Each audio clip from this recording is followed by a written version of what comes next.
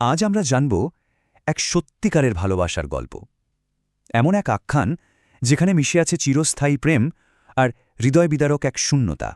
লোপার লেখায় কথাগুলো একবার ভাবুন। চিঠির প্রতিটা লাইনে তার স্বামীর প্রতি লুকিয়েছিল কি এক অদ্ভুত গভীর আবেগ। চলুন ২০০৮ সালে ফিরে যাই।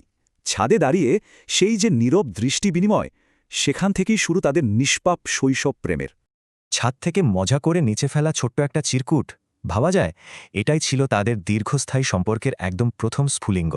এক দশকেরও বেশি সময় আর ভিন্ন ভিন্ন শহর, এত শারীরিক দূরত্বও কিন্তু তাদের এই অটুট ভালোবাসার কাছে হার মেনেছিল।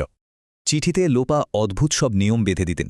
প্রিয় মানুষের যত্ন নিতে এই মজার খুনসুটিগুলো সত্যিই খুব মিষ্টি ছিল, তাই না? তিনি প্রমাণ করে দিয়েছিলেন শারীরিক দূরত্ব কোনো বাধাই নয়, বরং এটি তাদের মানসিক ঘনিষ্ঠতাকে আরও গভীর আর শক্তিশালী করে তুলেছিল। এরপর ২০০০ সাল, হঠাৎ ক্যান্সারের আঘাত, কিন্তু স্বামী এক অটল ঢাল হয়ে পরম মমতায় ঠিকই লোপার পাশে এসে দাঁড়িয়েছিলেন। সব সামাজিক বাধা আর কঠিন স্বাস্থ্যগত লড়াইকে পেছনে ফেলে অবশেষে ২০২২ সালের ৪ মে তারা বিবাহ বন্ধনে আবদ্ধ হন।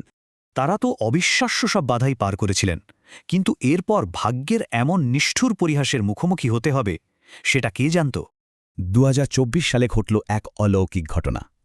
চিকিৎসকদের সবুজ সংকেত পেয়ে দারুণ আনন্দে তারা মেতে উঠলেন অনাগত সন্তানের অপেক্ষায়। ঠিক ৩৬ সপ্তাহের মাথায় শিশুটি নিরাপদে পৃথিবীতে আসে, আর লোপা অবশেষে মাতৃত্বের সেই পরম আনন্দ উপভোগ করার সুযোগ পান। কিন্তু এই সুখ ছিল ভীষণ ক্ষণস্থায়ী। মাত্র কয়েকদিন পর ১৫ই নভেম্বর এক অন্তহীন শূন্যতা রেখে লোপা পৃথিবী থেকে বিদায় নেন। এখন একমাত্র সন্তানকে নিয়েই স্বামীর একাকী পথ চলা। স্ত্রীর স্মৃতি আর সুন্দর প্রতিশ্রুতিগুলো তিনি বুকের মাঝে সযত্নে বাঁচিয়ে রেখেছেন। পরিশেষে একটা প্রশ্নই থেকে যায়, অনন্ত ভালোবাসাকে বাঁচিয়ে রেখে ঠিক কিভাবে আমরা জীবনের এত গভীর ট্র্যাজেডিগুলো সহ্য করতে পারি?